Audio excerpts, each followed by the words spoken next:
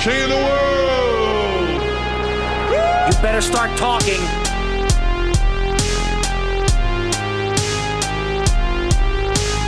Too many mom and pops will think they can sell gallo in Vice City.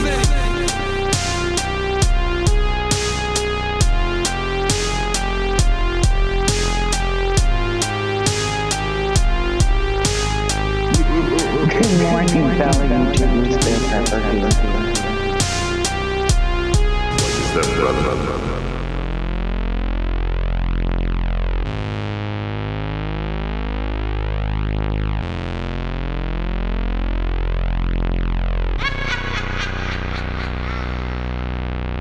Do that again, bitch, and I'll rip your guts out.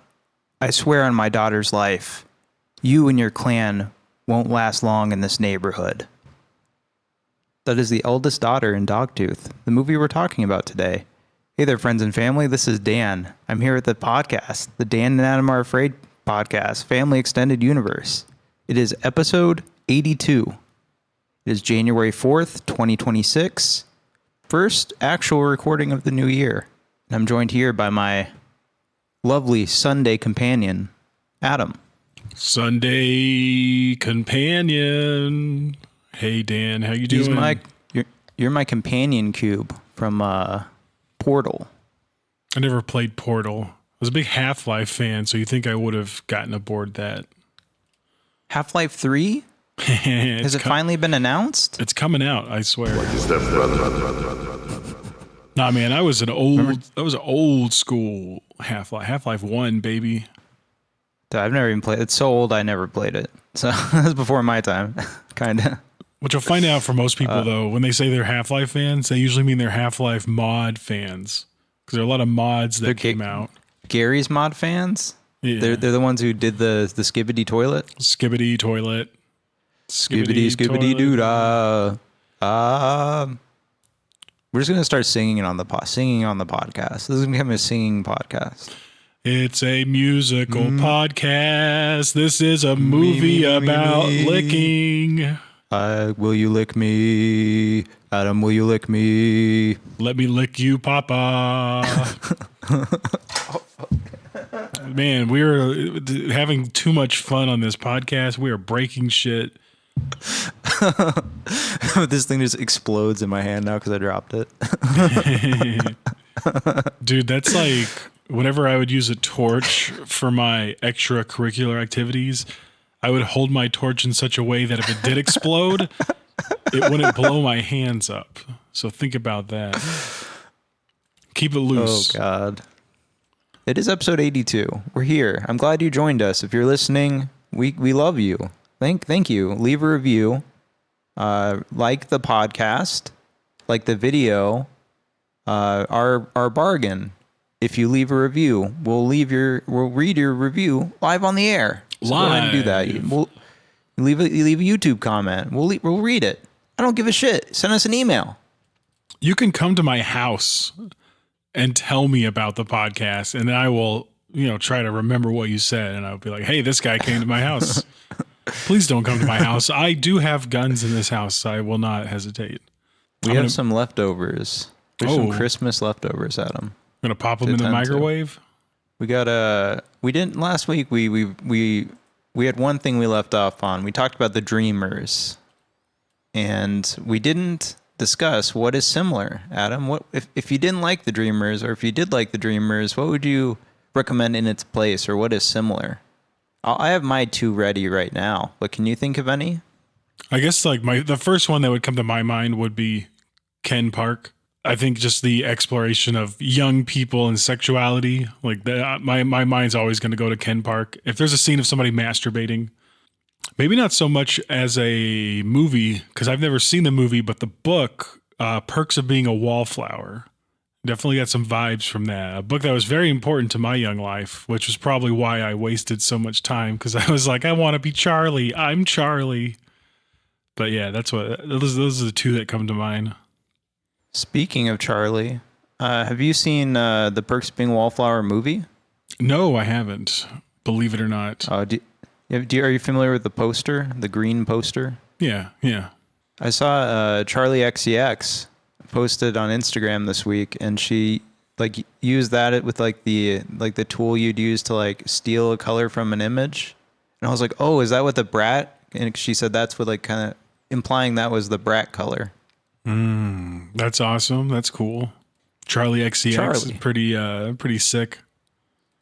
I thought it was funny you say Ken Park. I was like, how do you even come across it? Did you type into an AI generator, what is like Ken Park? All you have to do is Google these days to interact with an AI generator. Yeah. Is that what I did? No. Oh, okay. But I did look up on like Letterboxd and other things like similar films or whatever. Oh, gotcha. You know, it's funny enough. We'll get into it, but this week's movie also reminded me of Ken Park and the Dreamers. Yeah. Unintentionally on my part, folks. So anyway, my picks would be Sorry to Bother You. Interesting to bring that up because I just talked about that at length on the Vault episode we released, Adam. You want to talk about the Vault episode we released yesterday? Man, I almost want but I want everyone to listen to it at the same time. If you don't, I mean, maybe you won't come away thinking that Dan and Adam are afraid of homosexuality. Like, a couple of homophobes. My wife and I listened to it on the way to get dinner last night because I was like, oh yeah, there's rapping. So I like literally skipped to the end of it. Mm-hmm. And I don't know, it was funny. Like her comments, which I'm going to relay. The first one was just like, well, at least neither of you are better than the other one at rapping. And then, it literally reminded me of the Rap World shit. I was like, this is Rap World. Yeah. Yeah. She also, I also appreciated how she was like, she's like, I'm physically cringing right now. This is painful to listen to. And I was like, hey, I don't know. I loved it. It brought back such cherished memories of special to me. Badly rapping. Yeah. I don't know. I don't know. I felt kind of, I heard that and when I got to the rapping part on the edit, I was like, do I cut this? And I was like, nah, dude, whatever. Fuck it. Who gives a shit? If you listen to that, it's real, I've had moments. I'm being real with you guys. I've had moments where I can rap, like friends and I sitting around drinking, and like someone just throws on a beat. Friends of mine. I don't have any friends except for you, Dan. What am I talking about? But my many friends. This is my real talking voice. They're always coming up to me and they're like, Adam, do you want to rap with us? And I'm just like, spit. Yo, you want to get in on this? You want to get on this? You and Meek Mill out on the corner. Me and Meek Mill. He's pretty meek. Yeah. But I know, it was cool. I love listening to the sound of my own voice. So listening to it 6 years ago, I was like, holy shit. Have I changed at all? That's not a good sign, is it? I don't know. We've definitely changed, but I like the energy of that episode. You're not going to get that today. I'm very chill NPR Dan today. So. And I'm here with Dan on Dan and Adam Are Afraid. That was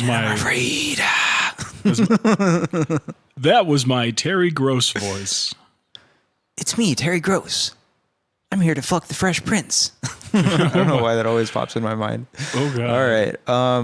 Second movie. The only other one I'd recommend that's kind of similar in the same vein is Blood for Dracula. Because Blood for Dracula is made by, like, in the 70s by a guy who is linked to... He helped Andy Warhol direct some movies. And Andy Warhol took, like, credit on the thing. Like, Andy Warhol's Flesh for Frankenstein. Andy Warhol's Blood for Dracula. But it was directed by other guy. I'm going to look him up. But the reason I'm bringing it up is Blood for Dracula is kind of like conservative in a way. And like Dracula represents like capitalism and imperialism. And then you have in the movie Joe D'Alessandro is like representing the worker, the average man. And at one point there's like a big like hammer and sickle in red paint on a wall behind them, and they're having a discussion. Udo Kier's the Dracula. And he's I don't know, it's just really interesting. He's like, oh, I've known your type before. And I don't know, it's just a really interesting movie where even though it has like maybe a conservative viewpoint to an extent, or he's coming from a conservative director, and that director's name is, he died recently, Paul Morrissey, R.I.P. He passed away October 28, 2024, last year. Yeah, check it out. Blood for Dracula. If you want to watch something that'll challenge maybe your worldview, but it's like fun. It's not dumb either. You can tell it comes from a smart conservative. Yeah, anyway, that's our leftovers for Christmas. Last thing I wanted to bring up was Christmas gifts. We didn't bring it up, but you got me what's it called? Vinyl 7? It's around here somewhere. You brought me some cookies and a Super 7 reaction figure of J Dilla's Donuts. Oh yeah. I wanted to bring it up on the podcast because I'm not going to bring it up on my album thing because I don't want it to be the white boy being like, donuts changed my life. But yeah, it was cool. I enjoyed this thing. Now I just need to find a way to display it in the album. Yeah, you want to display that. You don't want. If it was me, I would already have taken it out of the packaging. Had Jay Dilla battling against like a Godzilla action figure or something. Yeah, I gotta get the Doom now. Gotta get one of the Dooms. And maybe Sarface. Adam, what'd you get for Christmas? You get any Christmas gifts? I got no Christmas. I got the greatest Christmas gift of all. The saving light of our Lord and Savior, Santa. Well, it's untrue. I gave you a used book. Yeah, what was it? The Ghost of Our Dreams? The Dreams of Our Ghost? Ghosts of My Life. Yeah. If you don't read that in the next 6 months, I'm going to beat you over the head with a VCR. Oh, that's a nice little reference to today's movie. I want to show... Would I ever hurt you? I got this also. You can't really tell. That's an alligator. I got some rare meats jerky from my wife. Oh, that's what that was last week. Okay, so you got some like, is it actually alligator jerky? Gator jerky? Yeah. Is it legal? Yeah. I mean, there was gator jerky. There was like wild boar. There was camel jerky. Dude, you got to play some Red Dead when you eat that. But eating my alligator. I love Red Dead, dude. I just want to replay it, but it's like so long. It's like another 70 hours of my life. Yeah. Just gone on a third playthrough. I'm waiting at least for the PS5 upgrade. You have to be in like a certain, I don't know, like a certain mindset or something like that, I guess, to really sit down. I don't know. I recently tried, like a few months ago, I sat down to play Red Dead Redemption, and I just found that I was getting like morose and somewhat depressed because it's so slow, and so it's just, it gives you too much time to think about your life. And if it, you got to think, like riding your, and also I would fall asleep while playing that game. Be like riding my horse somewhere, and the next thing I know, I'd just be asleep. And my horse would be like wandering off the fucking trail. You just fall asleep, be like walking in the next mission. That's like our listeners listening to this episode. All right, Captain D's. Who is he, and why is everyone talking about him? Captain D's nuts.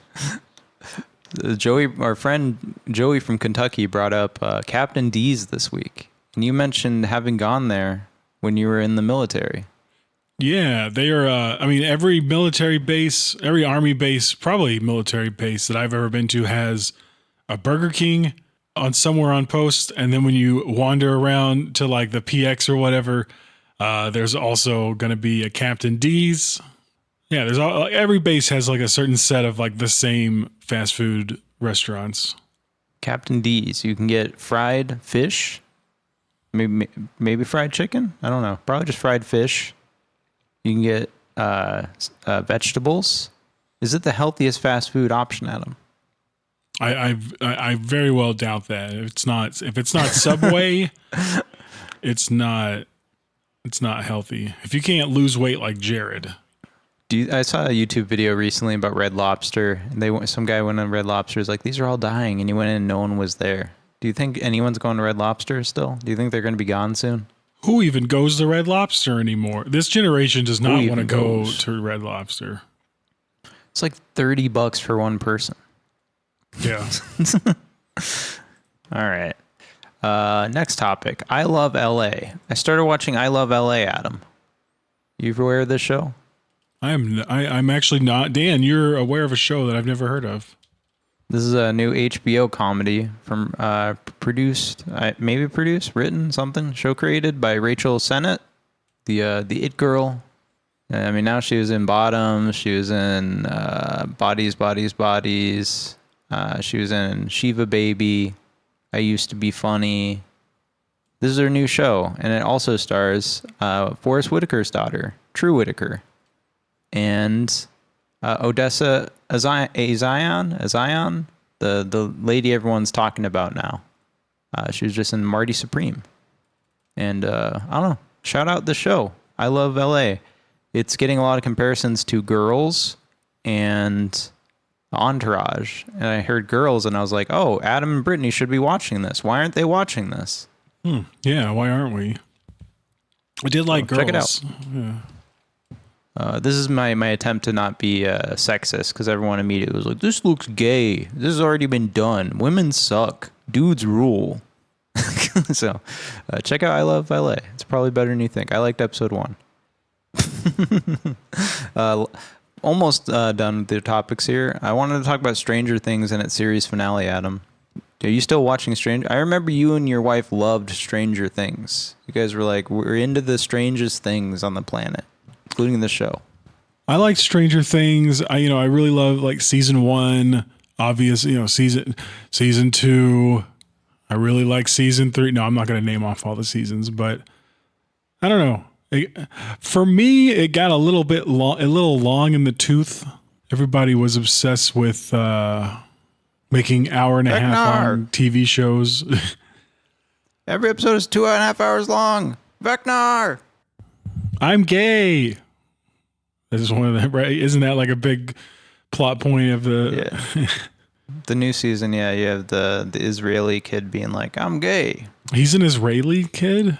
No, he just supports the IDF. Oh, okay. That's what Noah Schnapp is known for. Is he was like, guys, I think we might need to blow up these dirty Palestinians. Not really, but essentially.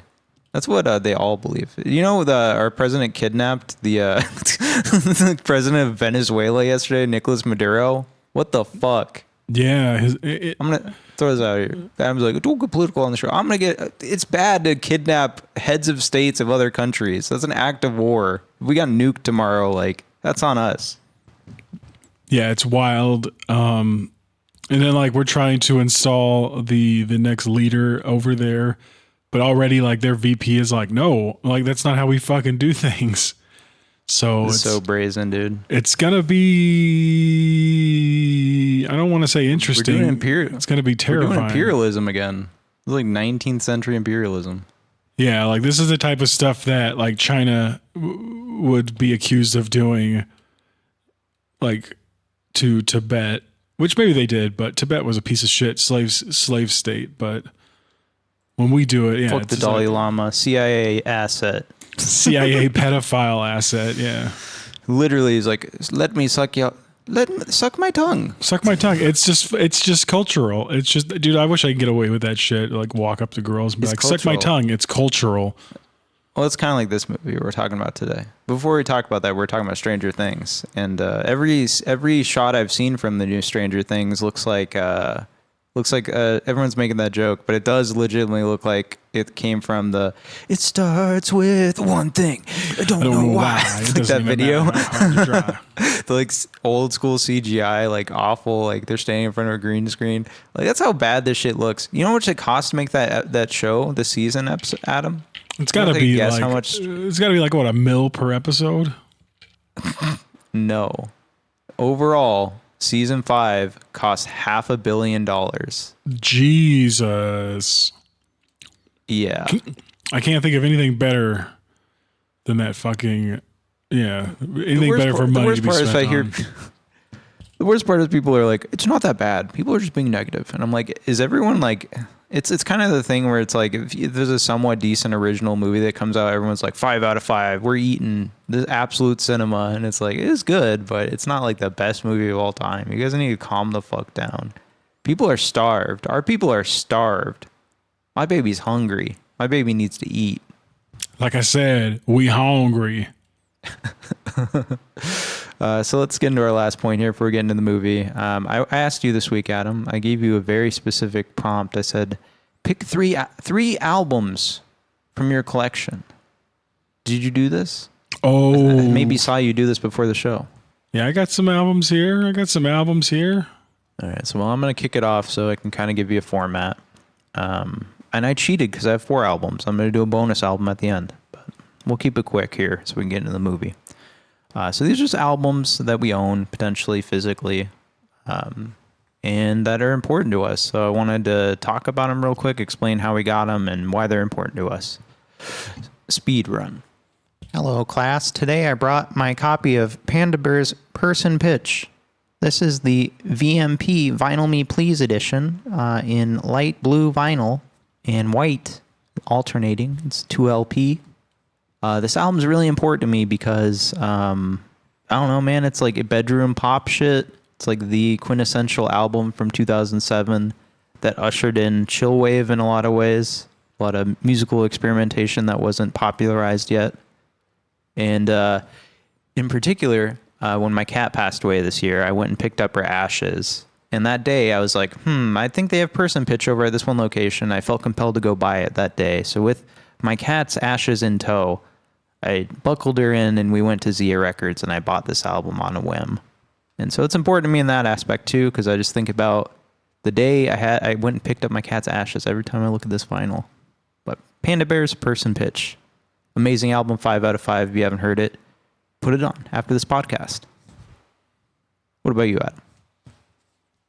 Well, the first one I have, this is the only one that I'm going to showcase, but I have Jellyfish's debut album, and it's just called Jellyfish. Whoa. This thing is, it's just some like early mid 90s like pop rock.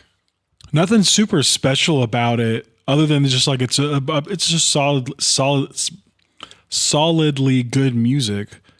And when we looked it up on, what is that, Discogs or whatever, whatever app you use to like sort the vinyl you own, turned out this thing that we spent, like Brittany spent like $1.99 on it back in the day. I think it's worth like, it goes anywhere from like 50 to $200 depending on who's buying it. And, yeah, it's always cool when that happens, for sure. And just like I said, just a rocking good, like I was really pleased with it. It sounds great. It's one of those like, I don't know, it's just like one of those albums you hear back in the day where it's just like, man, this is what music really is, right? Yeah, Jellyfish was an American rock band formed in San Francisco in '89. Their genre tags are power pop, pop rock, psychedelic pop, indie rock, and progressive. Which album was this one? This is Belly Button. Belly Button. Yep, 1990. Okay. I'll check it out. I haven't heard it. I literally almost thought you pulled out a Jelly Roll album as a joke. Somebody save me and myself. He was just pardoned, right? For what? Didn't he sell fentanyl? Yeah, I think I sell fent. I sold fentanyl. Like, yeah, we don't need to get into that, but fucking wasn't that just labeled a weapon of mass destruction? So he sold weapons of mass destruction, and now he's like hosting the Oscars. Yeah, he's got. Yeah, what a joke! What a joke! I don't believe in rehabilitation for these thugs. He's seen the tattoos on his face. He's thugging. Yeah, but he's a white thug. All right, next album. This one is The Light Emitting Diamond Cutter Scriptures from Rap Ferreira, formerly known as Milo. Album's really important to me because it introduced me to Christ during a very dark time in my life. And I got this at Zia one day. It was like $89 used, but I had store credit because I was trading a ton of movies in. So not a super interesting story, but I bought it in person. These are notoriously hard to come by because there's not many of them. So this record's fucking cherished. Although he got canceled, so everything is kind of cheaper now. Soon any mom and pop will think they can sell Gallo in Vice City. And then my next album here, I got By the Weather Report This one's called Domino Theory. It's the 12th studio album by the Jazz Fusion Band. Was released in 1984. And yeah, man, I mean, if you don't have no weather report in your life right now, you need to get on that. The weather report? Yeah, they were the Newsboys. They were a jazz fusion band active from 1970 to 1986. Most, I think the guy I know most from there is Wayne Shorter. He's the saxophone player. Do you physically own this album, Adam? Yeah, it's right behind me. Okay. Where'd you get it? You just got it at Zia? Yeah, I think I got this one. I think I got this one at Zia. If you want to kill us, we might be at Zia. Yeah, you can find us there. Yeah. If you recognize us, you might be able to kill us. You got one shot. All right. All right. My second to last one. It's Early Sweatshirts, some rap songs from 2018. I listened to this album a lot when I was almost homeless and had to ride the bus a lot. Had my car repoed. Had bed bugs. Worst time of my life. And this album was really great. All I think about this album is Mac Miller died and Earl Sweatshirt was like, I got to drop an album now. And I was also affected by Mac Miller's passing. And this album was amazing. Like as far as abstract, experimental hip hop, if you like Mad Villainy, that kind of weird shit. This is a landmark album of the 2010s. Earl Sweatshirts, some rap songs. I got it from Grace Records, small shop. My last album here is going to be Bon Iver, or Bon Iver, if you're nasty. Bon Iver. If you're nasty. 22 a Million. I got this right behind me as well. It's the third studio album by Bon Iver. And yeah, this one is like, it's what Mark's, he always used, he always had some interesting production in his songs. And like, there's always maybe a little bit of electronic, there'd be electronic instruments showing up every now and then. But this album came out and it was just a huge incorporation of like electronic music, hip hop production. You can tell that like he had been working with Kanye West for a while. There's an entire song that's nothing but it's like auto-tune, but it's like harmonizing different auto-tune tweaks on his voice. It's just yeah, like this album, like I found this album around the time it came out, and I was always like a Bon Iver fan, never huge though, until this came out, and like just like the freshness of how it sounded really attracted me.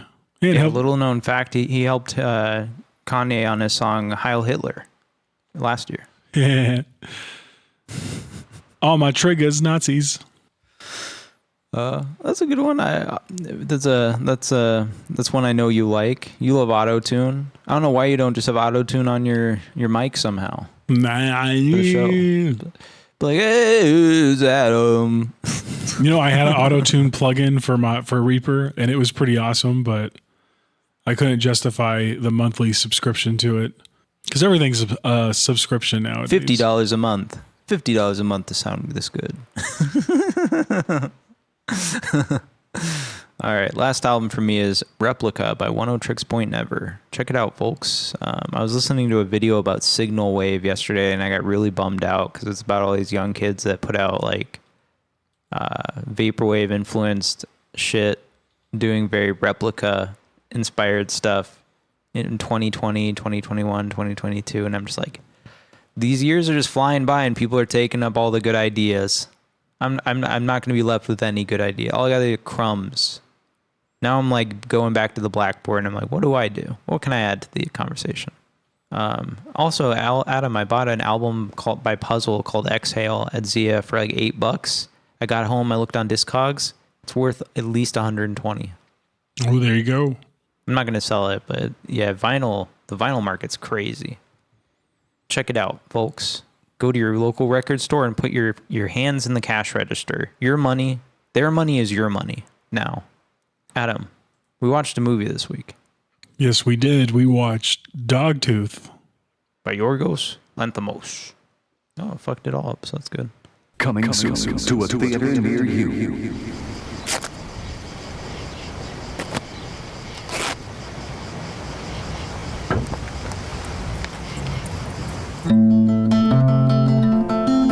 σύντροφός σας πέθανε. Ένα πλάσμα σαν αυτό που εισέβαλε σήμερα στον κήπο των Διαμέλης. Το ζώο που μας απειλεί λέγεται γάτα. Είναι το πιο επικίνδυνο ζώο που υπάρχει. Όσο βρίσκεστε μέσα, δεν κινδυνεύετε.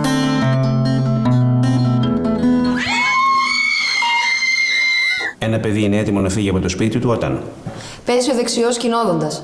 μόνο τότε ο οργανισμός είναι έτοιμος να αντιμετωπίσει όλους τους κινδύνους που παρέφυλάνε.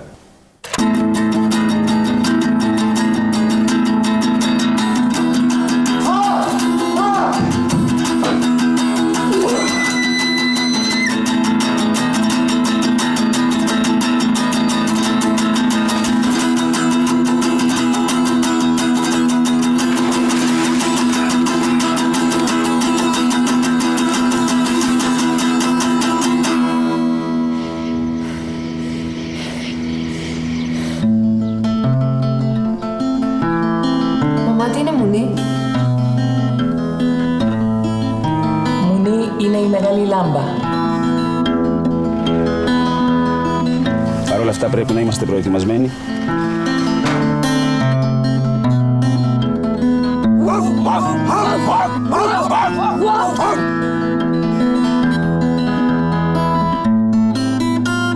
Θα σας αφήσω να πας τίποτα. Yes, Dogtooth from 2009. It's a Greek absurdist psychological drama art film directed by our boy, Yorgos Lanthimos. Adam, let's get into our Yorgos Lanthimos history. So we've seen My Best Friend, we've seen Kynodontas, and that's it on this show, right? I mean, we've seen The Lobster, but we haven't talked about The Lobster on this show, and I've seen some other ones. But on this show, just those two? Yeah, just starting with My Best Friend and then going into Kynodontas. Now, what, I guess, just to start out, what did you, let me read some stuff first. Sorry, folks. Episode 82. Thanks for joining us. Hit the like, subscribe, leave a review. We're talking about Dogtooth. This is a movie about a controlling, manipulative father that locks his 3 adult offspring in a state of perpetual childhood by keeping them prisoner within the sprawling family compound. Go ahead and read that tagline for me. The cat is the most feared animal there is. That's the tagline? Holy shit. So I did not prepare you for this. Did you watch this with your wife? No, thank God. I almost did because I was like, oh, this isn't that bad. Like, you know. Oh, you like Yorgos? You liked Begonia, right? Okay, good. Because, we're in Gummo territory again with this movie. It was written by Yorgos. It was also written by someone called Efthymios Philippou. I'm so sorry.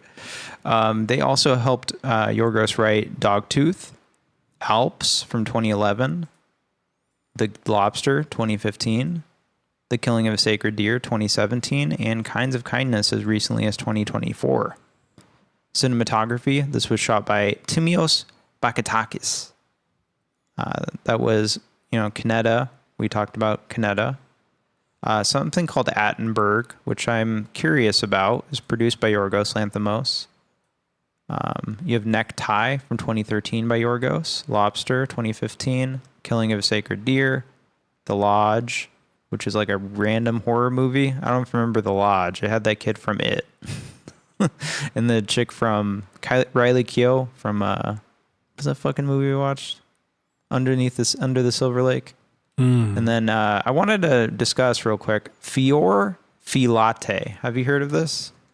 Fior Filate. No, I have not. So it's a movie that is 2025. It's about a playwright, which I believe the playwright is maybe I'm wrong, but I was believing it was Tim Heidecker. But a playwright hooked on sniffing perfume to relive memories from an Italian vacation spirals into an obsession as his life falls apart. I don't know. All right. Yeah. Mark, played by Tim Heidecker. See, we also got Julia Fox in this movie. Like maybe this is one maybe we'll see come out maybe this year.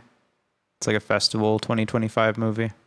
But look out for. I just want to bring it up because I was like, what is that? But yeah, there's cinematography from our boy Timios Bakatakis. We had editing by our other boy Yorgos Mavroparidis. How do you say that name, man? I can't. Yorgos Mavrosaridis. Yorgos Mavrosaridis. So Mavrosaridis. I'm so sorry. My best friend. He helped edit My Best Friend, something called Uranisco Disco, which was a 2002 short by Yorgos. Kynodontas, obviously this movie. Alps, 2011, Necktie, Lobster, Killing a Sacred Deer, Poor Things, Kinds of Kindness, and Bugonia. Point I'm making here is this is a real, tight-knit group of people that keep working together over and over and over again. One interesting note I had is I don't think there's a composer to this movie. What do you think about that? Sorry, Adam's going to eat a whole English breakfast on the podcast. Yeah, I don't know. I didn't ask for it, but I'm okay with it. Yeah, I think it kind of works. I mean, I made a note that this film feels suffocating at times, and I think that adds to it. The not being the only music being, what do we call it? Diegetic? Diegetic? Let's look this up. We got time. Diegetic. So diegetic sound would be occurring within the context of the story and able to be heard by the characters. So yeah, we only have diegetic sound in the movie. Like when they play their grandfather's music, Frank Sinatra. And he translates it and he's like, love your father, always do your chores, follow the rules, and hate cats. Classic Frank Sinatra. Produced by Vicky Mija. Just wanted to point out some of these producers. Vicky Mia has helped Yorgos produce everything up to Bugonia in 2025 last year. Katerina Cascagnati helped with the Alps. Yorgos Georgianis did something called Norway, which I'm aware of is like a movie TerrorVision put out on Blu-ray a couple years ago. Obviously, you got Yorgos, and then you got someone called Athena Rachel Singari, who also helped produce Kynodontas, Attenberg, Alps, and Before Midnight, Richard Linklater's movie. Interesting note, I think Athena Rachel Singari, I think she directed Attenberg, which is why I'm interested in it. She's a woman. Believe. Maybe not. Should I double check that? Let's do this. It's a woman. There you go. But yeah, I don't know. I would like to see some women-directed Greek movies in the style of Yorgos. That's kind of interesting. This was shot on 35 millimeter. The entire film was shot with only one lens, an anamorphic lens with 50 millimeter focal length. How does focal length affect cinematography, Adam? I mean, if I were to guess, because that's all I'm doing, I would be thinking, isn't that like what when you have like a telescopic lens or whatever? It affects the. So if you have a long focal length, the angle of the view is narrow, and if you have a short focal length with the lens, the angle of the view is wide. So I have to imagine. I don't know. Is 50 millimeter? Is 50 millimeter a short lens? No, a 50 millimeter lens isn't considered short. So this would be like a long lens then, which would mean therefore, the angle of view is narrow, which makes it feel claustrophobic, maybe? Man, I don't even know what these terms are talking about, and yet my brain still picked up on it. Man, I must be something. It's narrow. And it was struck to 35 millimeter for theatrical prints. Again, this is 2009, before digital projection was widespread, and especially not widespread in places other than America. Shooting dates. This was shot in August of 2008, and the shooting length was about 1 month, I read. This was shot in Athens, Greece. Never been to Greece. I would love to go to Greece. David Cronenberg shot Crimes of the Future in Greece, and I was like, this is beautiful. Aspect ratio, Adam. Go ahead and read me the big, beautiful aspect ratio. Aspect ratio is 2:35:1. Yep, that's right. CinemaScope makes a movie, baby. We finally got a real movie. Can you believe this? After all these years. Runtime, we're looking at 97 minutes on this one. That's an hour and 37 minutes. Short and sweet. Kind of a nice...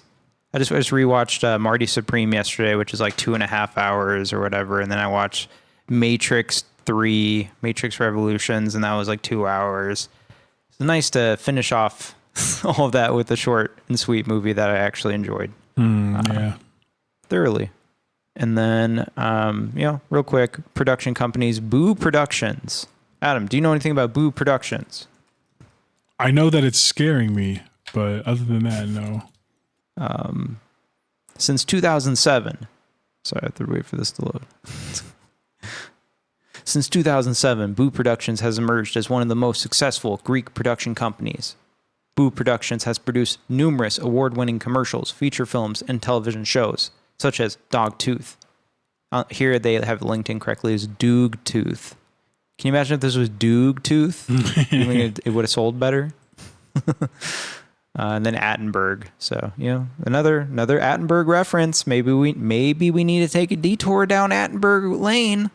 And then we got Feel Good Entertainment, which it just feels ridiculous. Like it feels like like in a video game or something, like a satire. They'd be like, "Yeah, we're putting out the thing that the hellscape that makes your eyes bleed, made by Feel Good Entertainment." You know what I mean? Because Adam, did this movie make you feel good? I mean, no. Not at all, actually. Feel Good Entertainment is a Greek theater and home media distributor. It's been around since 2008, so around when this movie came out. That's really all there is about them. We could probably name out. They probably were involved in. If we look up, let's do it, folks. Let's do this live. We're gonna look up Attenberg and see if it was put out by Feel Good Inc. All right, it doesn't say, so we don't know. Well, more to come on that. Release date, Adam. This was released at Cannes Film Festival. Can you believe it? May 18, 2009. And then, it says here, the first film from Greece to be officially selected for the Cannes Film Festival in a decade at that time. And then it came to wide release in Greece on November 11th, 2009. Adam, believe it or not, this did not have much of a release in the United States. What? I'm shocked. Yeah, there's not much domestic box office to go off of. So, usually we start talking about box office and stuff, but there's not much. This movie was not made with the intention of making a ton of money. It only made, in its first run, $839,872, less than $1 million.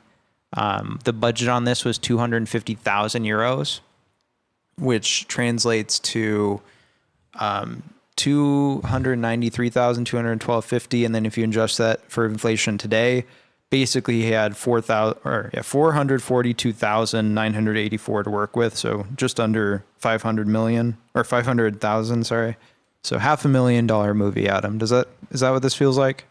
I want to say yes. Given sure. I mean, today 1 million's not that much, so $500,000 you make this movie. It's pretty good resources. It kind of reminds you of Kynodontas, where we talked about the Jello and stuff. Really good use of resources. Just some other movies that were in theater at the time in November of 2009. Adam, what were you seeing in November of 2009? I mean, believe it or not, I was seeing the first one on the list, the Twilight Saga, New Moon. So I have a story real quick. That's big for me because you also see on the list 2012. I don't know if you remember 2012 with John Cusack. But me and my friends at the time, this is like 2009, obviously. I was in high school as like a freshman, maybe a sophomore. And we went to the theater and I was like, no, man, I don't want to see 2012. It's fucking bullshit and gay. I'm going to see New Moon. So I ditched my friends to go see New Moon, and there was no room in the theater, so I had to sit on the ground because it was like rural theater. Oh, wow. And I watched New Moon from like the back of the theater. That's how obsessed I was with Twilight at the time. Some Dan lore for you. I read all those books. Jesus Christ. I found myself seeing New Moon in theater because both me and another friend, we both got stood up for dates, and we were like, well, do you want to go see a movie? Yeah, let's go see a movie. And we saw New Moon. And we held hands, and I got lucky. Oh my God. He did not. I guess you're older than I was. I was 14 maybe. I didn't have any bitches, and I wasn't getting any bitches going. I was trying to. I was going to New Moon. I just remember getting out of the theater, and I had to wait for my friends because 2012 wasn't over yet. They all came out, and they're like, that was amazing. Best movie ever. Well, I would say my movie had more cultural staying power, so I made the right decision. Yeah, 2012. I barely remember that movie. Yeah. Well, it's because it was Roland Emmerich. We talk about Roland Emmerich pretty often on this podcast for some reason, but I like his movies. Day After Tomorrow. Maybe I need to watch it.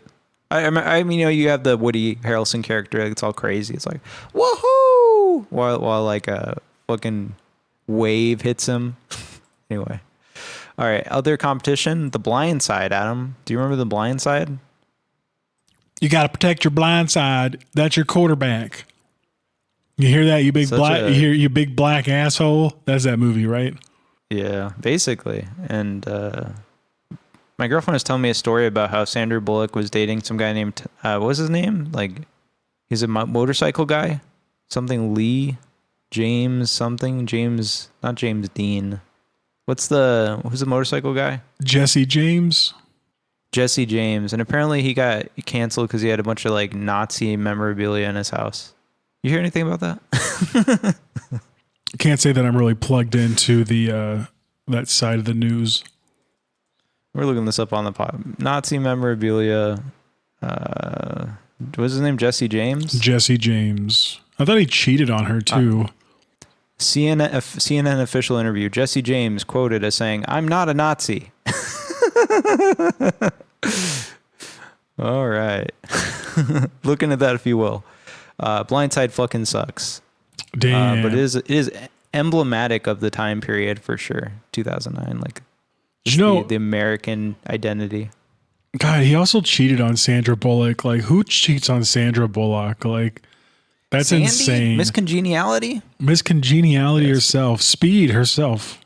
I don't know. I think about this shit all the time. Like, I think like, what's his name? Cheated on Sabrina Carpenter. I was like, how do you do that? You're not even good looking. All right. Christmas Carol. I never saw that one. This Is It. That's the posthumous Michael Jackson tour documentary. Michael Jackson's a horrible monster, allegedly. Not so alleged, I don't think anymore. Paranormal Activity. Demand It. Do you remember Demanding It, Adam? No. You don't remember the Demand It campaign where they're like, demand it. Demand that it comes to your theater now. We also had Old Dogs. Great movie. Which I have to imagine is a follow-up to Old Hogs? Was it? Wild Hogs? Wild Hogs. I mean, it could be. It's like a spiritual successor, I guess, but it's got Robin Williams in it. Oh, wow. Robin Williams, R.I.P. He didn't have much time left after 2009. Damn. When did he pass? 2013? 2014? Something like that? Are you looking it up or are you just staring into the corner of your 2014. I'm just staring at the corner of the room, like praying for this sweet release of death.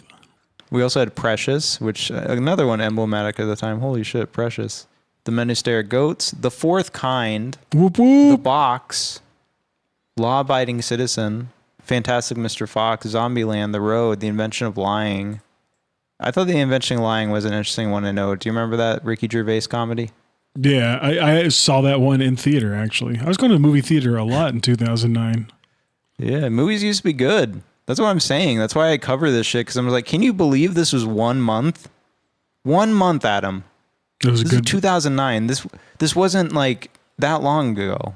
It was a good month, too, Inglourious Bastards. That movie was insane. Yeah, well, I think that came out a little before. Some of these are like, just movies used to be in theaters longer, but yeah, Whip It was like a small one. But I don't know. Always interesting to me is just bring up what came out around the time. So you had your choice. You could have saw this like eventually on DVD or something.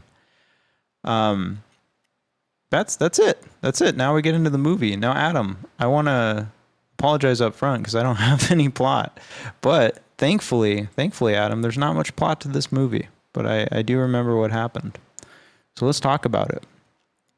And before we trip over our own dick and always forget to do this very important thing, we should probably go over the cast list. I mean, it's not like we're gonna know any of these fucking people, but who's in the cast, Adam? Dan, you're gonna make me try to pronounce these names. We have one. As the father, we have Christos Stergioglou. Yeah, the father, he's very what would you call? What do you call the head of household? He's a patriarch. Yeah, he's the for sure patriarch of this family. And he's like, I guess with this movie, you'd think of stuff like, he's not as restrictive, but you'd think of like Joseph Fritzl. You think of the people who like enslaved people in their homes. But yeah, it's him. You got Michelle Valley as mother. I thought she was fantastic. You have Angeliki Papoulia as oldest daughter. And I thought, again, she was fantastic. She's a Greek actress, born in 1975. She's notable for her roles in Dogtooth, Alps. So we'll be seeing her again in Alps, and The Lobster. Interesting, Adam. I don't think I remember her from The Lobster. No, yeah, she doesn't. Yeah, it doesn't stand out to me. It'll be super interesting to rewatch that, having seen this, though. We got Christos Passalis as son. I thought his performance was incredible again. Like, all his performances are incredible to me. You got Mary Sony, or Tisoni, however you say it. She, interesting note about her, I think I have in the trivia here, is she was late actress. Oh, late actress. She passed away. She passed away in 2017. R.I.P. It was 48 days before her 30th birthday, caused by pulmonary edema, which is excessive fluid accumulation in air spaces like the lungs. That's scary. I fucking hate getting old. Anyway, she was found dead in her apartment. R.I.P. She was really good in this movie. She plays the younger daughter. The reason I was bringing her up there was she had a punk band called Mary and the Boy, and one of her band members appears as the dog instructor in this movie. The one who's like, he's not in his 5th stage yet. It's just not possible yet. Do you want a friend or an animal? R.I.P., man. Damn. Anna Kalatsido as Christina. I assume that is the live-in kind of, not live-in, but I guess the sex therapist. What the fuck would you call sex tutor? Yeah, I think sex tutor is pretty good. Even though she tries to tutor him at one point, and he's like, "No, I don't want to do that." I'm like, man, yeah. Is this kid gay or? You got Steve Krikris as father's coworker. I don't necessarily remember father's coworker. Athanasia Petropopoulos, father's secretary, and then Alexander Vulgaris as dog trainer, which is the guy who is in the band with Mary Tisoni, I think. All right, let's get into Dogtooth, Adam. When did you watch this one? I watched this. It took me I had this 2 different settings. Started it on was that Friday? Yeah, Friday, because I was not working that day, and then I finished it up last night. So 2 sittings for you on this one? Yeah. And like, I even have a note here because like at first I was like, damn you, Dan, this movie is boring. But then this movie got really hot. I was like, whoa, shit. Yeah, this movie takes a huge turn. Yeah, I mean, I watched it this morning. I tried to watch it because, like I said, I was watching last night 2 movies, 2 long movies. We watched Marty Scream Theater, then we watched Matrix Revolutions, and then it was like 1 a.m. and I was like, all right, I'm going to try to watch Dogtooth really quick. And then I just passed out immediately. I just kept passing out in the opening scene because, and then I put it on this morning when I woke up at like 5 or something. I was like, all right, I got time. I can get this done. So I threw it on and I just kept falling asleep during that opening. Because the opening of the movie is they like hit play on a tape recorder or tape player, and it plays back this playback of like someone. It doesn't really make sense then, but it's someone, maybe the mom, describing words incorrectly. Yeah. And so they're learning what words are and what they mean, but from like wrong sources, basically, like ways to control them so they don't know what a cunt or a pussy is. Yeah, that makes okay. Yeah, because then later when they're asking those questions at the dinner table, and then later the son's like, "What's a zombie?" I was confused. Yeah, that's I was a big like, part of this movie. I almost thought I was like, "Do I have the wrong subtitles for this? Like, is this an AI generated subtitle?" I should note, I watched a different version. I now have the 4K Wonderland on Plex, where I just have 4K versions that are only for me because I'm the only one who can stream them.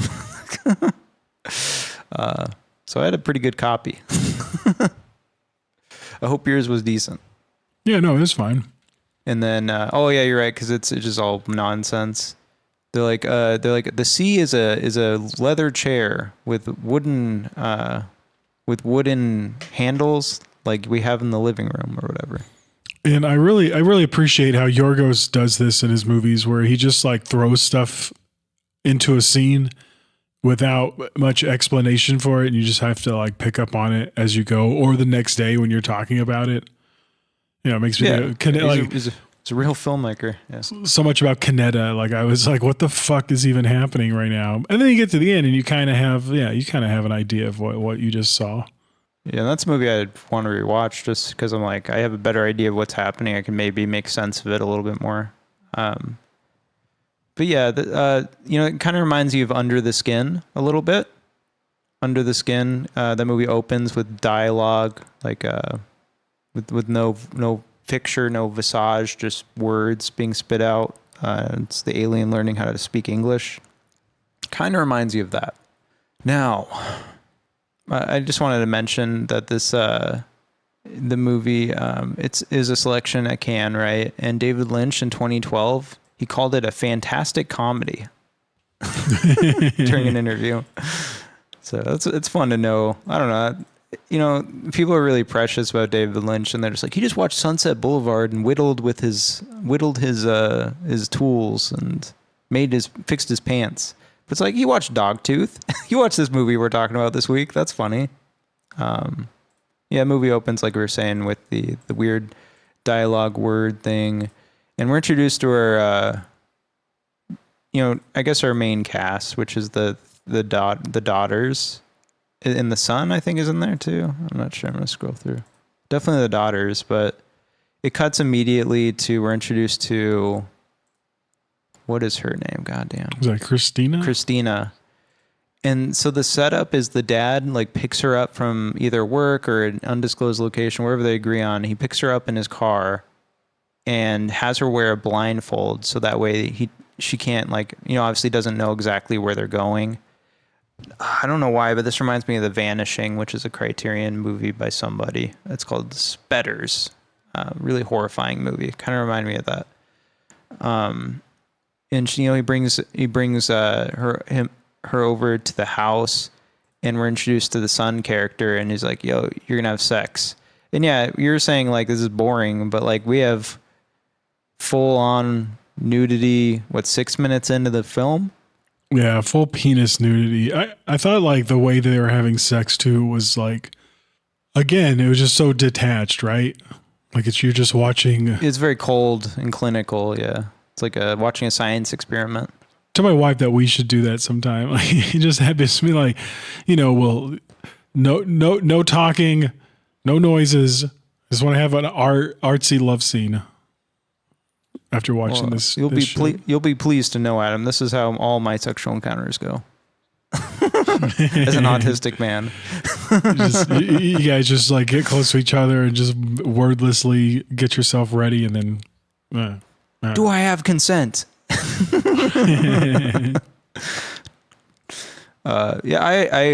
had the same, because that's the thing. If you can get through the first 5 minutes, I think you're going to be hooked in. Because by that point, I was like, oh, what is this? I mean, I kind of know, I kind of understand Yorgos as like a sexual director. I mean, can we think about that up till now? There's sex in My Best Friend. Mm-hmm. Yeah. There was there sex in Kynodontas? There's like that weird scene where that director has that woman like that. She's like, it seems like, she's like, you would think about that scene in this movie. I did anyway, because that in that movie, I think I said at the time, it's like almost like self-criticism on Yorgos's end, putting that scene in the movie, being like, this is how I feel sometimes when I have to shoot this shit. Because like, imagine filming some of these scenes like this when we bring up Ken Park in reference to Dogtooth. It's because some of the stuff is unsimulated. They're actually jerking people off in this movie, Adam. You're telling me that that's a real penis? Yeah. And then we do see some unsimulated sex on like a screen at one point. So like the dad and mom are watching a porno. And I guess I'll bring that scene up now because I'm talking about it. But that scene it was interesting to me because I was like, oh, these old guys are like sexual creatures still. You don't usually see that portrayed that often. You joke or you hint at it, you joke at it in 18 Again with George Burns, but you don't show it usually. Right. And you don't show it in such a erotic manner, I guess. What do you have to say about that? It flies in the face of today, old lady in the walls. I think I appreciate it because it's like, yeah, if you're going to put it, there's no reason it shouldn't be on film, right? Like, I'm hoping that when I'm that age, I'm still wanting to get my rocks off. Yeah. That was a interesting element because you don't expect the mom to be like a sexual creature, but she takes her clothes off and you're like, oh, you can see it. Like she's still a sexual being. She still got it. She still got it. Mom still got it. She's got it.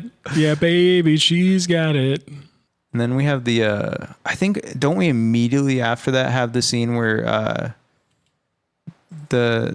what is her name? I'm going to forget her name 100 times. I'm just going to leave the cast list up. Christina is in there with the two daughters. And the daughter one says she likes her headband or whatever. Yeah. Oh yeah, and they take a picture to get, or like they film it, like the father's filming them or something. I'm just looking at that scene now. Yeah, he's like walking around with the camcorder. He's like, we haven't got you on camera yet. Just such a weird relationship. I wonder what the details are there, because obviously he pays them, or pays her. But like, why is she agreeing to be put on a camcorder and with the daughters and all this weird shit? Would you agree to this, Adam? I mean, it depends on how much I'm getting paid, I guess. I don't know. She seems pretty... As the film progresses, Christina, you realize there's a lot going on with that character. Yeah, and then you have here the scene where the daughter is like cutting the limbs off of the Barbie doll. And she's just making high-pitched screaming noises every time she dislodges a limb or something. That was unsettling. I had to turn the volume down. It's just a series of just weird shit that just keeps happening. I guess let me try and center myself here. A couple and their adult son and two daughters live in a fenced compound. The children have no knowledge of the outside world. Their parents say they will be ready to leave once they lose a dog tooth. This comes up later, but it's bringing it up now. And that one can safely leave only by car. The children entertain themselves with endurance games, such as holding their hands under hot water. They believe they have a brother on the other side of the fence to whom they throw supplies to. The parents reward good behavior with stickers and bad with violence. So that's one element that struck me as odd. Did you know what was going on with the older brother character? The fake older brother, imaginary brother character? I don't think see, that was one of those things I didn't pick up on super well until I started reading through the plot after I saw the movie. I was like, oh, that's why they're standing at the fence all the time.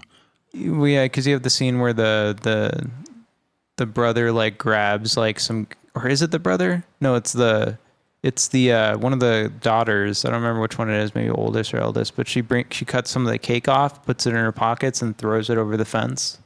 Yeah. Then you have the scene with they're basically infantilized. They're all treated like children the whole time. They look like adults. Everyone looks like an adult. I know they're supposed to be teenagers, but they do look like adults. And so you have these giant infantilized adults who are fighting over toys, essentially, like fighting over a little toy plane, which was interesting because that's like another thing where they see planes flying over all the time. And so one of their like reference points for play and freedom is the idea of like having these planes in your hand. A very interesting element that I haven't really thought too much about, but that's really strange that they get some toy planes, and at one point they're like, "Oh, the plane fell in the backyard," and they go grab it. Is the understanding like they're teaching them that the planes are tiny in the sky? Yeah, that would sound like a lot, because like it goes back to the to like telling them like a zombie is like a yellow flower, and ways that they get essentially ways that they keep their family like never even wanting to consider leaving the fucking compound. Yeah, I mean it's like absurd on its face, right? Because the rules are, hey, you have to lose your dog tooth to be able to either the left or right one, it doesn't matter, in order to be able to protect yourself. That means you're ready to leave the nest. And they say it has to grow back. But it's like, if you lose one of those teeth as a grown adult, it's not going to grow back. Yeah. That's when like, it's kind of a dark little tone, huh? There's weird health stuff. Like one of the daughters thinks they have appendicitis. That stuff's all weird. There's a lot of stuff with the dad at work that I'd like to revisit that maybe I was a little sleepy in the first 30 minutes for. I know they have the dog. They have a dog at the training that I brought up earlier that they're trying to like train. And I don't know how that relates to anything, but it's an important part, right? They're talking about the dog all the time. Later in the movie, they're like, the dog must be ready to come home now. Yeah, there was like a few. Do you want an animal or a friend? There are a few lines about the dog that maybe I'm just dumb at the time, because I was like, is this symbolic? Like, are one of the kids the dog? But then he goes and there's an actual dog. I don't know. This movie and like, like I said, Kynodontas as well. It just leaves a lot up to you. Like, there's a lot you could just kind of like, you're going to make up for it, and then you're going to be wrong. Why are the parents listening to the tapes when they have sex? Yeah, remind me, what tapes are they listening to? I want to answer this. I don't know. Right. That's the thing. I don't know. It just shows them in bed together, and they put a tape into a cassette player, and they have two headphones plugged into it, and they listen to it, and then they take their pants off and have sex. The scene ends. But you have to believe, right? The only time we've seen the cassette up to this point is their own recordings of being like, hey, this is that, this is that. Unless they're listening to their grandfather. Frank Sinatra. Yeah, it's weird. There's so many just weird things in this movie. Like, there's so many scenes of them like walking around with blindfolds in the backyard. So at one point, what's her name? I keep forgetting. Christina Aguilera. Christina Aguilera is trying to have sex with the boy, right? And he's like, I don't want to eat you out. I don't want to lick you. I want to do the other thing, right? He doesn't like cunnilingus. Yeah. And then she's like, all right, whatever. And she goes to the other room and talks to the eldest daughter and is like, hey, you want these, you want the headband with the glowing crystals on top? You have to give me something. You have to give me a gift. And she tries to give her like a tape measure, a pencil. And she's like, no, I want you to lick me. So that's when we get our first scene where she's like, okay, I'll do that. And it's just, very... Adam, how would you describe this movie? Is this an erotic movie in any way, shape, or form? There's a lot of like sex scenes in this movie, but like I was saying, like you feel so detached from it, and like they're like cold and sterile sex scenes. I would not call this an erotic movie. Sexual, maybe. Psychosexual, perhaps. Yeah. It is just so strange. Even the way she contorts herself when she does it is like very sexual. The whole thing is very interesting. It's like, okay. Just scrolling through. At one point, the fucking daughter the eldest daughter slashes at the brother. Yeah, she pulls like out a knife and slashes his arm. He starts bleeding profusely, and you're just like, holy shit, why did she do that? Because he stole the toy plane right before? I don't know. And then they think they can't leave the property. So even something as simple as like, hey, Dad, can you drive the car and grab the plane that dropped on the ground outside? Like, that stuff's fucking weird, man. And then they kill the cat. I should bring up with the cat thing. According to director Yorgos Lanthimos, the cat was blind. That's why it didn't move while being approached by the son holding a pair of pruning shears. It was I don't know. It looked pretty fucked up. Apparently Greek people love cats, so he did it to hurt people. Oh, so it was even more so than what it would. Damn, that's crazy to think about. Because, like, I don't know. At first, I was like, oh, I thought it was going to be like a cute scene. And then he comes back with the fucking gardening shears. And I was like, no. And this just goes to show you my level of maturity, because when the camera like pans back down to the disemboweled cat, I chuckled to myself because it looked kind of funny. Oh God. This should be noted, like, the cat's interesting because it like kind of represents the freedom and the, I don't know what the word would be, but the freedom that they don't have. Like, that cat can go yard to yard, etc. And so the idea of the cat existing to the family is bad. You got to kill the cat. They're evil. And that's when they introduce that whole element of like, so deciding to take advantage of the incident, the father shreds his clothes, covers himself in fake blood, and tells his children that their unseen brother was killed by a cat, the most dangerous creature. After he teaches them to bark on all fours to fend off cats, the family holds a memorial service for the brother. That shit was crazy when he was all decking himself out with fake blood and ripping his shirt up. He's like, we got to take advantage of this. And I was like, what the fuck is going on? Because at first you're almost like, is he trying to punish the son for stabbing the cat? But no, he wants them to do that, which is wild as fuck. And then, but what else happens in this fucking movie? Yeah, they bark. You have the sexual scene where they're watching porn. Okay, so there is the weird scenes where the younger sister starts licking the older sister. Like, at first the older sister's like, I think she asked for it, right? She's like, I'll give you this headband. And then the second time the younger daughter comes up and is like, can I just lick you? And she starts licking like her, first her elbow or her shoulder, and then inside of her thigh. I don't know. Again, you get some elements of the Dreamers in this movie with lots of incest, unfortunately. Whatever dog, family dog thing keeps happening. But yeah, it just keeps ramping up. At some point, so Christina, keeps trying to have the eldest daughter do the cunnilingus on her, but the eldest daughter says, I don't want to do it. You have to give me something better. And she wants these videotapes that she has, which are like tapes of like Rocky and Jaws. And she agrees, but she's like, I need these back next week. And so she gets access to these movies. And that's the thing, like, they're so sheltered, they don't know anything about Hollywood, real life movies, how to even talk. And so she starts watching these Hollywood movies and it completely derails her life. It's kind of like an AI becoming self-aware or something. And that kind of leads to the third act, which is where, she starts becoming unraveled, basically. You have eventually I think the dad discovers the videotapes. I don't know how. Someone rats on her, though. She almost gets discovered one night. Mm-hmm. Yeah, she's like watching it and like shuts it off real fast. And you can see her being influenced by it because she starts like looking in the mirror, punching herself in the face, right? Like kind of like making herself look like Rocky. She starts talking like she about wants sharks. to learn how to fight. Oh yeah, exactly. And she starts talking about sharks and all these things. And I think this is what tips her parents off that like all this is happening. Dad finds the videotapes and he goes. So that was a really disturbing scene. So he's like, get me the duct tape. And he tapes the VHS tape to his hand and starts beating the shit out of her, the eldest daughter, with his hand. Like breaking the shit over her head. I thought that was crazy.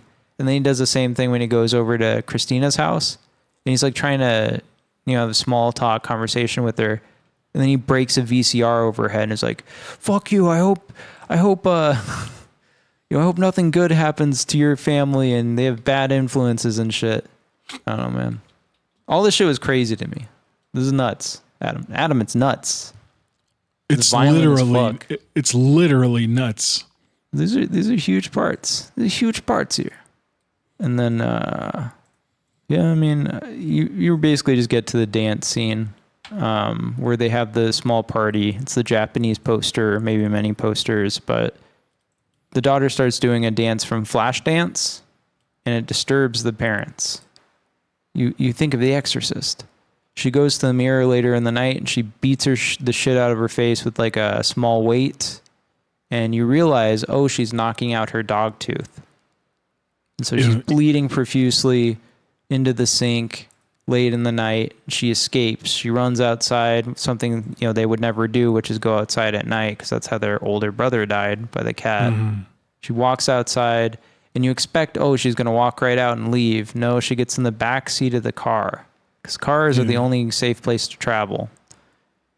And then the dad freaks out. You get a weird sexual scene with the younger daughter and the dad, which is unfortunate. We didn't even mention it, but I quoted it earlier, but they do force before this happens, and it almost spurs a lot of this stuff on.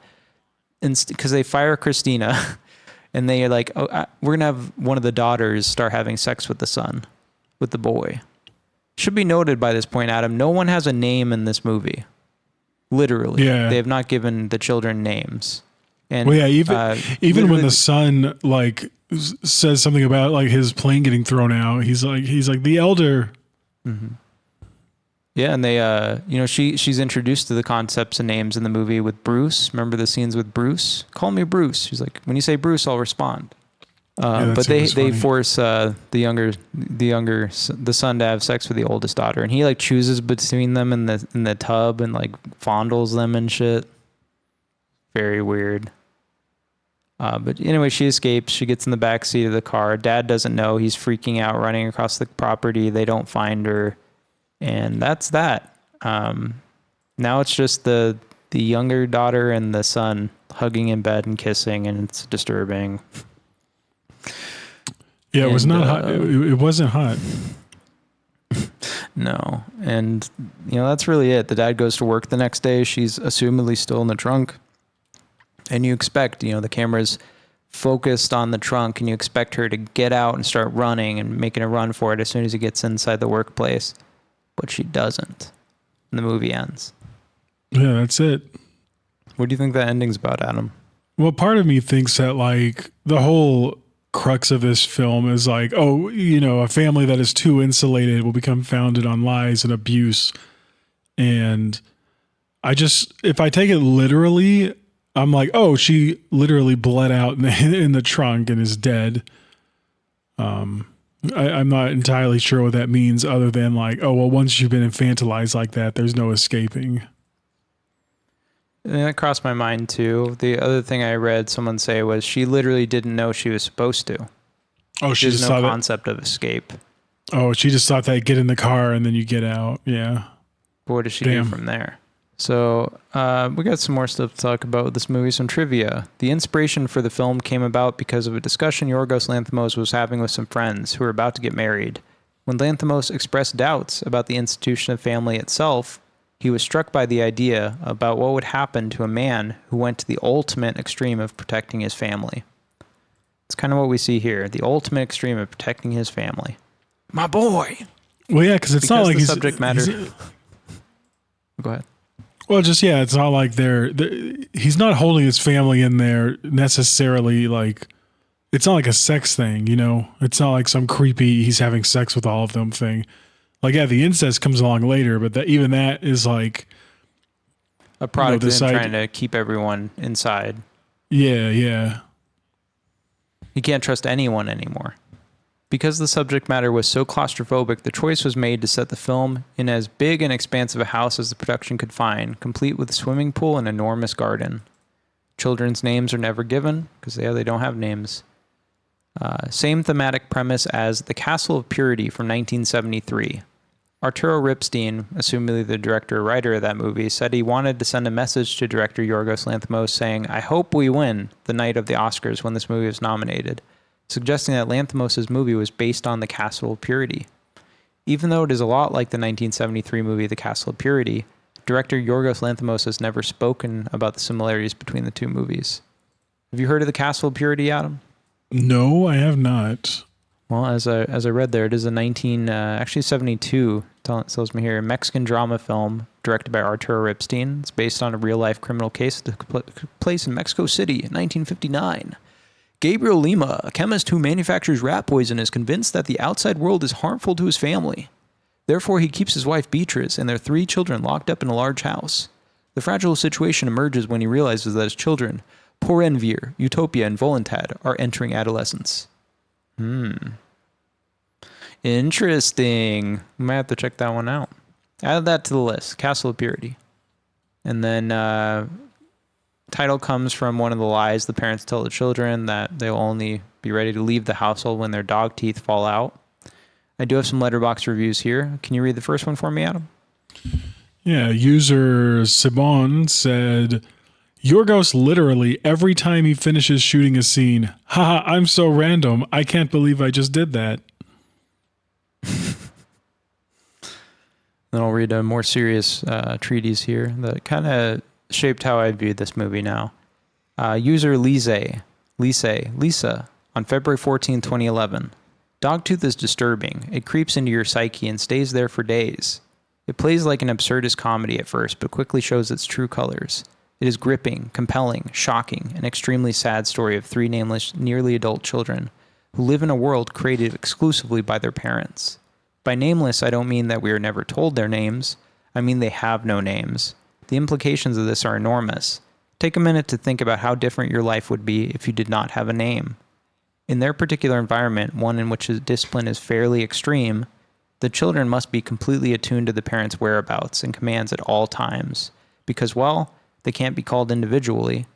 Hearing the parent's voice is enough to warrant attention.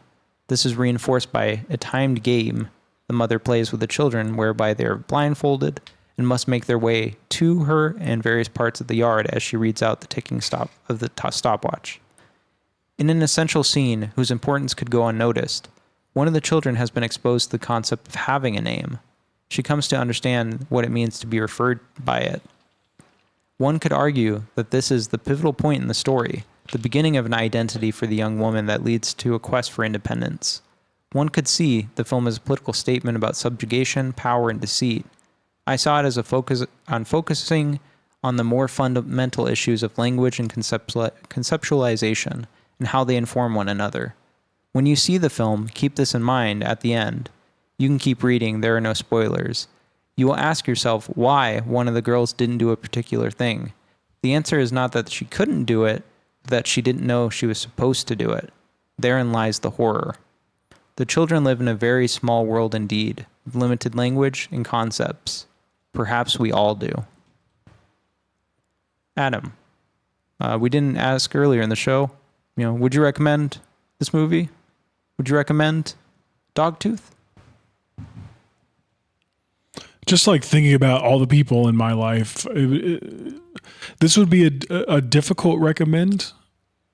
I would want to watch it again. So I guess just by me wanting to see it a second time, yeah, I would recommend it. I think it's challenging in some good ways. No, do not show this to people who have problems with like human on cat violence. That would just be my big note. Yeah, I mean, when you think about, do I recommend this movie? I'm not recommending it to my mom, not recommending it to even Tyler. But, I'd recommend this to regular listeners of this show. If you tune in and you like the movies we talk about, if you like Yorgos, of course, this is better than Kynodontas. Do you have any similarities? Can you name any movies that are like Dogtooth, Adam? Yes, a little movie known as Kynodontas. I had trouble finding. Yeah, no, I don't know what I would even compare this to. I'm going to take the easy way out and just say Crimes of the Future by David Cronenberg, and it's gorgeous Greek cinematography. Greek landscapes. Not cinematography. I don't think it's a Greek cinematographer, but Greek landscapes. Check it out, folks. And yeah, Kynodontas, obviously. That's the thing about Yorgos is his style is unique. And this does, it fits right in because this is before he gets into doing American films. So we're still in his Greek film period. And yeah, this definitely, we haven't seen the next one yet. We'll look at that up in a second. I think it might be Alps. but we're still within this, and I wonder if this is going to build kind of a trilogy of movies, so to speak. But yeah, I recommend. I give it a big heart. Loved it. That was my first thought after I finished it. I was like, whoa, I think I love that movie. It was great. Next movie on the list for Yorgos Lanthimos that we'll talk about is going to have to be either Attenborough or Alps. So I'll have to make that decision. We're not going to make that decision now, but just so you know, Attenborough or Alps from 2011. And that's it. That's our discussion on Dogtooth. I enjoyed this movie a lot, and I hope you check it out if you listen to this at all. I mean, we spoiled the whole thing, but if you haven't checked it out yet, go ahead and do so. And Adam, did you pick a movie for next week? Hey, chill. I want what you want, brother. This movie is coming, a recommendation from Inside the House. I noticed that MJ had recommended this movie. So we'll be watching 2012's Holy Motors, directed by Louis Carax. Uh-oh, it's French. Oh, oui. Uh-oh. It stars Denis Levant. We know him from Mr. Lonely. All right. I've heard of it. And yes, MJ, the 69 God, recommended this. So looking forward to it. I wonder what the 69 God thinks about Dogtooth. MJ, let us know. All right, I guess that's it, guys. It's pretty low energy. Everyone's done. All right, I don't have anything else to say. Adam, do you have any words of wisdom for our beautiful listeners that have stuck with us for an hour and a half? Don't go to Venezuela. You might be kidnapped by the U.S. government. Yeah, fuck the United States. Jazz aliens? Yo, we from the planet Jazz. We're here to take over your honky asses, including you, host of the show. Jazz alien Quado Mono invented the Big Five sound. Yo, we're taking you to hell. You could be in hell, bitch. White monkey.